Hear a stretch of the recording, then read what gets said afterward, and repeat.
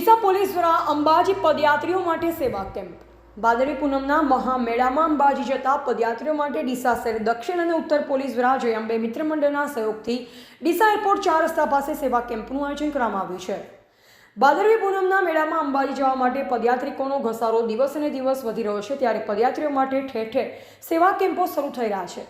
ત્યારે ડીસા શહેર દક્ષિણ અને ઉત્તર પોલીસ દ્વારા જય અંબે મિત્ર મંડળના સહયોગથી ડીસાના એરપોર્ટ 4 રસ્તા નજીક સેવા કેમ્પ શરૂ કરાયો.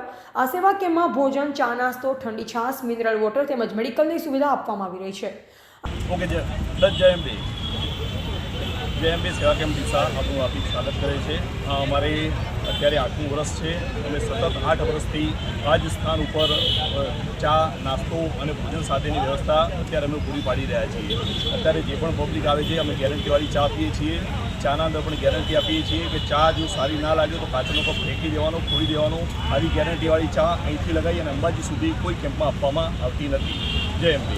અંગે ડીસા શહેર દક્ષિણ પીઆઈ કેબી દેસાઈએ જણાવ્યું હતું કે ભાદરવી પૂનમના મહામેળામાં પોલીસ દ્વારા બંદોબસ્તની સાથોસાથ પદયાત્રિકોની સેવા કરવાનો પણ નિર્ણય કરાશે, જેમાં જય અંબે સેવા કેમ્પના સહયોગથી પોલીસ દ્વારા પણ પદયાત્રીઓ માટે જરૂરી સુવિધા આપવામાં આવી રહી છે.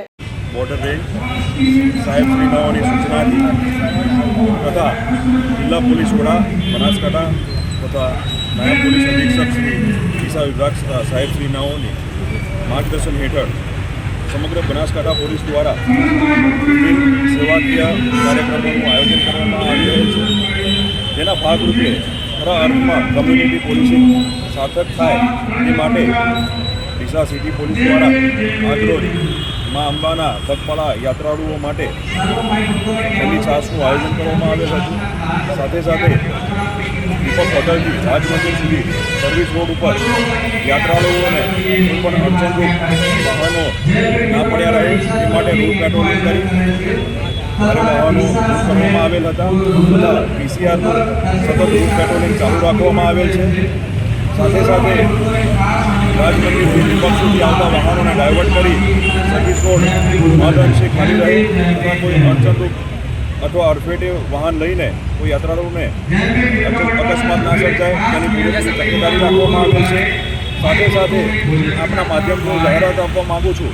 ડીસા સિટી પગપાળા યાત્રાળુઓના સંપૂર્ણ તકેદારી માટે 24 કલાક ઘરે મને હાજર છે.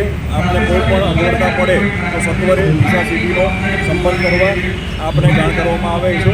અહેવાલ અમૃતમાળી, સંબંધ ભારત ન્યૂઝ, ડીસા.